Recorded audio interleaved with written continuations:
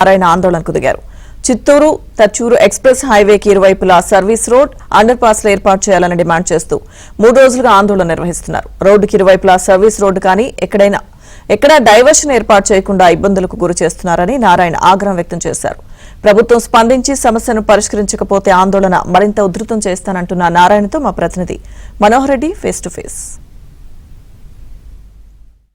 తమిళనాడు నుంచి బెంగళూరు హైవేకి కలుపుతున్నటువంటి NH4 highway Chittoor Thachur జాతీయ రహదారికి సంబంధించినటువంటి అనేక వివాదాలు అనేటువంటిది అటు రైతులకు ప్రజలకు తీవ్రమైన సమస్యలు తెచ్చిపెడుతున్నటువంటి పరిస్థితులు మనం చూస్తాము. ఏదైతే ఈ రోడ్డు మొదలైందో అప్పటి నుంచి కూడా భూముల సేకరణకు సంబంధించినటువంటి నష్టపరిహారం చెల్లింపు అంశంలో కావచ్చు, ఆ తర్వాత రోడ్డు నిర్మాణం చేపట్టేటువంటి పరిస్థితుల్లో సర్వీస్ రోడ్డు పూర్తిగా అటు గ్రామాలు కావచ్చు పొలాలు కావచ్చు పూర్తిగా దానికి అడ్డుకట్ట వేసి రోడ్డు నిర్మిస్తున్నటువంటి నేపథ్యంలో స్థానికంగా ఉన్నటువంటి గ్రామాలకు చెందినటువంటి ప్రజలందరూ కూడా పెద్ద ఎత్తున ఆందోళన కార్యక్రమాలను చేస్తున్నటువంటి పరిస్థితి మనం చూస్తున్నాం. అదే క్రమంలోనే ఈవేళ నగిరి మండలం పరిధిలో ఉన్నటువంటి ఇక్కడ ఏదైతే ఈ హైవే రోడ్డు ఉందో హైవే రోడ్డును ఈ సర్వీస్ రోడ్డుకు సంబంధించిన అంశాలపైన నిరవధికంగా ఆందోళన కార్యక్రమాలని సిపిఐ నేతలు కావచ్చు అదేవిధంగా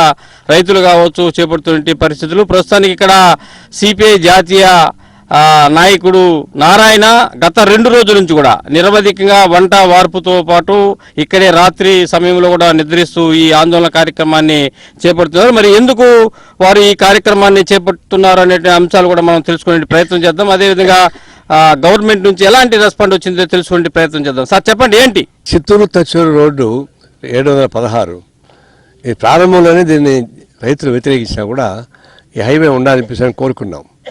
అయితే తక్కువ కాంపన్సేషన్ ఇస్తామన్నప్పుడు పెద్ద ఎత్తున ఆందోళన సాగిస్తాం. అయితే కొంతవరకు వచ్చింది. కానీ అప్పుడు కూడా ఈ సర్వీస్ రోడ్డుకి కాంపౌండ్ కడతారు సంగతి మాకు తెలుసుంటే అసలు వదిలి ఇచ్చేవాళ్ళు కాదు. ఇప్పుడు రోడ్డు కట్టారు, మరి సర్వీస్ రోడ్డు వచ్చేకాడికి రైతాంగాన్ని అలౌ చేయడం లేదు. అంటే ఇదంతా గ్రీన్ బెల్ట్, అంత రైతులు వ్యవసాయం చేసుకునేవాళ్ళు. మరి అది వ్యవసాయం చేసిన రైతులు లోపల పోకపోతే భూమి ఇచ్చే లాభం?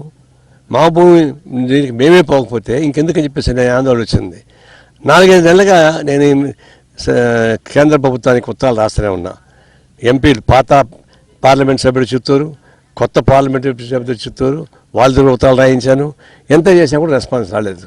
ఇంకా తప్పనిసరి నిన్న ఉదయం నుంచి మొత్తం బండ్లు ఆపేసినాం. ఈ చిత్తూరు తచ్చూరు రోడ్డు మొత్తం దిగ్బంధం చేసి వంట వార్పు ఇక్కడ పెట్టుకొని చుట్టుపక్కల గ్రామాల ప్రజలు ఆడవాళ్ళు మగవాళ్ళంతా వచ్చి వండుకున్నారు. ఎందుకంటే వాళ్ళకి వాళ్ళ పొలాలకు పోవడానికి అవకాశం లేనప్పుడు వ్యవసాయం చేసుకోలేరు. ఇంకా ఆత్మహత్య తప్ప ఇంకో మార్గం లేదు. ఆత్మహత్య చేసుకొని రావాలన్నా తిరుగుబడి పాలన సాగించాలన్నా తిరుగుబడే పాలన సాగిద్దామని చెప్పేసి అనే ఉద్దేశంతో చేశాం. ఇంకా కొనసాగుతాను, చర్చలు జరుగుతూ ఉన్నాయి. మాకు ఈ సర్వీస్ రోడ్డుకు సంబంధించిన సమస్య పరిష్కారం కావాలి ఒకటి. తర్వాత అండర్ పాస్ రోడ్లు కొన్ని చోట్ల ప్రాబ్లమ్స్ ఉన్నాయి, అవి పరిష్కారం కావాలి. ఇవన్నీ పరిష్కారం అయినంత వరకు మేము పోరాటం సాగిస్తూ తీరుతాం. అంటే ఫైనల్గా ఈ రోడ్డు సమస్య పరిష్కారం కాకపోతే ఏం చేయబోతున్నారు? నిన్నటికి ఆపేస్తాము. ఇప్పుడు మొత్తం ఆపేసాము, బండ్లంతా ఆపేసినాము. నిన్నటి పని జరగడం లేదు, అట్లా ఆపేస్తాం. వాళ్ళు ఈ పని పరిష్కారం అయినంత వరకు మేము వదిలిపెట్టేది లేదు. ఏం చేస్తారు చూద్దాం.